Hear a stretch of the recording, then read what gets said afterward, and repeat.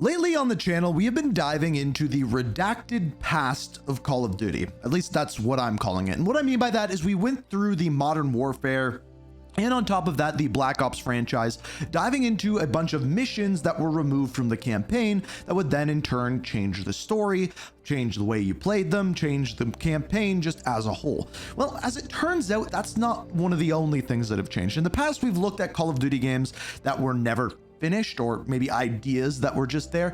But today we're going to be looking at something else altogether. We're going to be looking at Call of Duty games that were supposed to be something that was completely different than what we finally got. There's quite a few of these. I think 5 different Call of Duty games that we're going to dive through in this that originally were supposed to be something completely different altogether, or maybe were slightly changed. You will see what I mean, but this kind of began a long time ago, back in 2011, 2012, 2013. So to understand this, we got to go back to Modern Warfare 2, the original Modern Warfare 2. You see, this game was a massive success. Call of Duty wouldn't be what it was today without this game. However, Call of Duty also wouldn't be the way that it is today if it weren't for the people that made this game. There was 2 people by the name of Vince Zampella and Jason West. People essentially attribute the success of these early Call of Duty games to these 2 people, who then went on to found Respawn Entertainment, who of course created things like Apex Legends and Titanfall, and are now working on Battlefield, the new game that is coming out behind the scenes right now. A lot of the success of those early Modern Warfare games was attributed to these 2 people. However, once Modern Warfare 2 was launched, there was a lawsuit.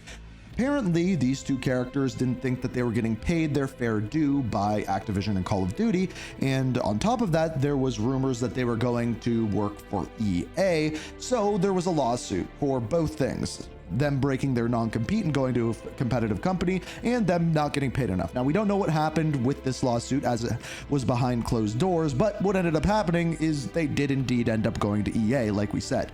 However, this was all fine and dandy for Modern Warfare 2, but maybe the reason why things like One Man Army and Noob Tubes were not patched during that game. But fast forward to Modern Warfare 3, when they were trying to complete the trilogy, things got messy and the team couldn't complete things in time as a bunch of people left with Jason West and Zampella. So they had to bring in another studio by Sledgehammer Games. So at this point, they didn't know what they were going to do with their next game. They knew that there was going to be Black Ops 2, but after that, they didn't know if Infinity Ward was going to be able to get a game done in time, and at that, what it was going to be. This is one of the reasons why Modern Warfare 3 has that alternate ending that we have seen. They didn't know whether or not there was going to be a Modern Warfare 4, so they ended up not leaving things on a cliffhanger. Well, Activision had a plan. They had another game in their back pocket being created by a studio by the name of Neversoft. That is right, this studio that used to make the Tony Hawk games. They were working on a Call of Duty game codenamed NX1, but the full name was Call of Duty Future Warfare.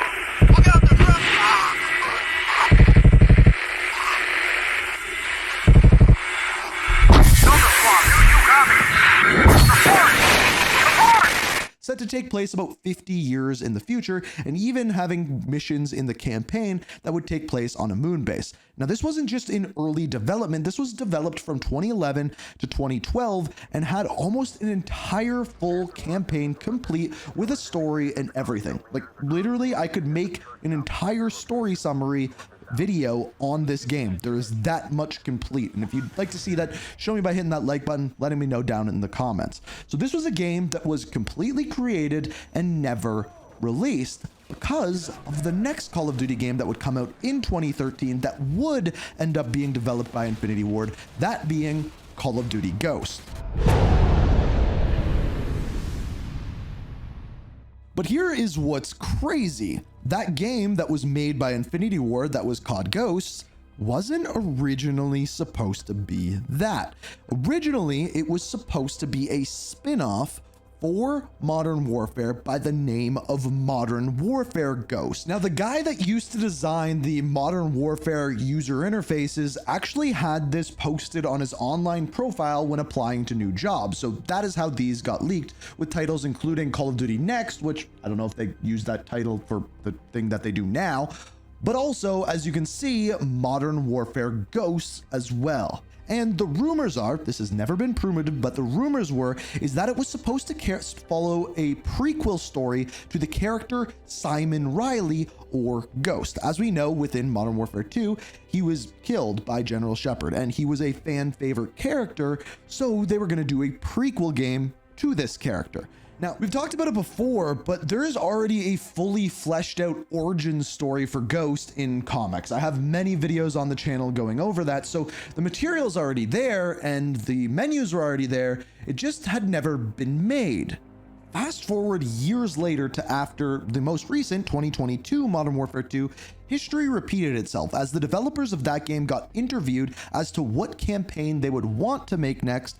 They once again gave the same answer. They wanted to do a campaign for the origin story of Ghost once again, and still it's never happened. Now, moving back over to Sledgehammer Games, the first game that they really made on their own as not a supporting studio was Call of Duty Advanced Warfare. And yes, this game was controversial, but one thing that is true, it was a blazing success, probably due to the microtransactions and supply drops that they essentially created. But what you may not have known is there was actually an alternate ending planned for this game. The actor for the main character, which was Jack Mitchell, actually gave this interview a few years ago, and this was supposed to be the original ending. The original ending of the original ending of the game. You're frozen in your mech, and I'm sitting there, and I've got my gun like this, and of course he's controlling it. And the original thing is, he walks up to you, and he talks about how every movement needs a martyr. He goes, to really have an effective movement, you need to have a martyr. And so he walks and he puts his head right there and he takes the gun and he puts it right to his head. He goes, I know what I'm doing. And he goes, bang.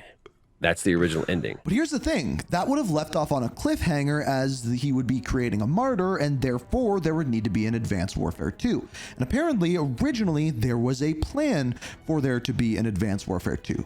But it never happened for two reasons. Number one, after Infinite Warfare, which we're going to talk about in a minute, came out, the people were kind of done with the advanced movement, futuristic setting Call of Duty games. And on top of that, the developers at Sledgehammer, which at the time were Glenn Schofield and Michael Condrey, really had this idea to make their own World War II Call of Duty game that had not been done for a very long time. Hence the return of Call of Duty World War II. Now, speaking of World War II, one thing about this game that a lot of people really loved was the headquarters. Now, when it came to the headquarters, there were a lot of rumors revolving around this. You see, this was the time where Fortnite was absolutely blowing up, when battle royales were absolutely blowing up. And we saw eventually what Black Ops 4 did with Blackout and completely scrapping their campaign in turn for that. Well, there were rumors that the headquarters that was originally in Call of Duty World War II was supposed to be some sort of battle royale that they turned into something else altogether. Also, at the same time, another game that was doing incredibly well was Destiny, and they kind of had this same sort of headquarters vibe that Call of Duty had with World War II in a completely different fashion. But this is what it ended up being, and there is no documentation to date whether or not this was supposed to be some sort of battle royale map, this kind of Normandy beach situation, or whether this was exactly as they intended. These ones were just rumors. Then we have Infinite Warfare. Now, this one is going to take some behind the scenes knowledge, but as far as Infinite Warfare goes, it came out, and when the trailer came out, people were not very happy whatsoever. I think we all know this one at this point. But there's also a couple other things that changed. First of all, in the original cutscene, there is this scene where Ethan is pulling Reyes into the ship. This was never in the final game. This was a mission that was actually cut from the game and never saw the light of day. But as it turns out, there was a lot. In fact, a giant list of perks, kill streaks, equipment, other things that were completely cut. Like one, for example, was this grenade that you could throw down and it would spawn a wall in that you could wall run and use to get to different areas of the map. Now, I have a little bit of information about this. You see, early on in the development of Infinite Warfare, there was maybe, say, call it 10 creators that were invited down to Infinity Ward to play this game early. I know some of these creators, I'm not going to use their names because they've told me this. Apparently they played a version of this game that was completely different, that had all of these crazy items in the game, and apparently felt nothing like Call of Duty.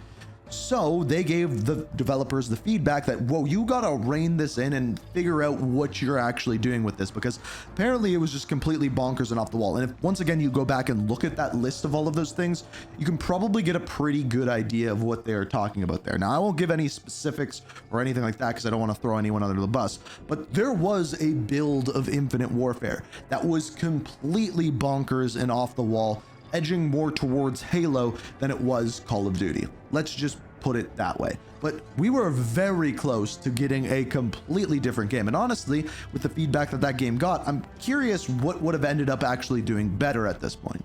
And then finally, there is Modern Warfare 3, one of the most recent Call of Duty games. Yes, was supposed to be very different. When this game was first rumored and leaked, it was supposed to be DLC for Modern Warfare 2. It was going to be a campaign with the Los Vaqueros taking place in Mexico, kind of extending that story that was introduced in Modern Warfare 2. But as we know, they once again extended the Vladimir Makarov campaign and really butchered that story. I think it might go down as one of the biggest mistakes in Call of Duty history when it comes to that campaign.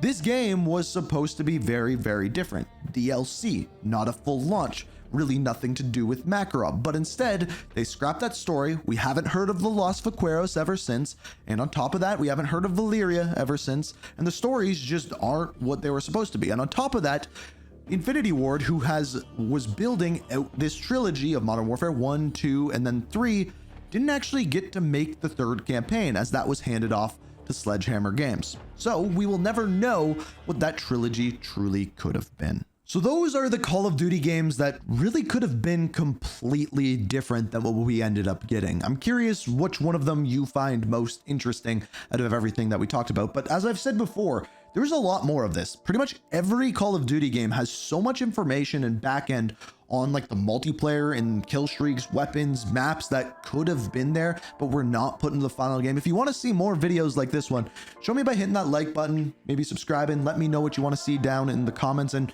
yeah, there's an entire Call of Duty campaign that is completely made that you've probably never seen. If you want to see that, let me know down in the comments. But as always, if you enjoyed, I really appreciate it if you hit that like button. Thanks for watching. And until next time, peace. We are reaching for the stars.